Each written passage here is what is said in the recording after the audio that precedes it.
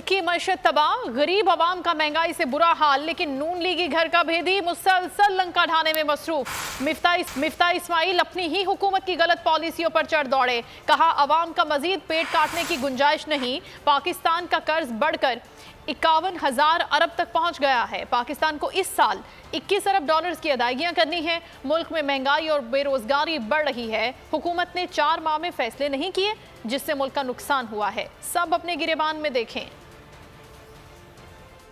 कि ये 4 महीने में जो हुकूमत ने फैसले नहीं लिए उससे मईशत का नुकसान हुआ है। पाकिस्तान को इस साल के 21 अरब डॉलर वापस करने हैं बैरून मुल्क के इदारों के और बैरून ममालिक के कर्जाजात के। गुंजाइश नहीं है कि हम यहाँ पर और हमारे लोगों के पेट काटें और बाहर किस्तें भरें, तो हमको कोई ना कोई नया तरीका निकालना पड़ेगा। तो हम ये समझते हैं कि जो पाकिस्तान वही मजबूत होगा जिसमें पाकिस्तानी मजबूत होंगे। तो अब वक्त आ गया है कि पाकिस्तान के अंदर लोगों को हुकूक दिए जाए। पाकिस्तान में 20 साल से हम कोई निचकारी भी नहीं कर सकें और दूसरी तरफ हुकूमती इदारे जो है वो अरबों का नुकसान कर रहे हैं। अब वक्त आ गया है कि हुकूमत जो है वो कुछ फैसले करे, मिनहासुल कौम फैसले करें कि हमारी क्या मईशत की सिमत होनी चाहिए।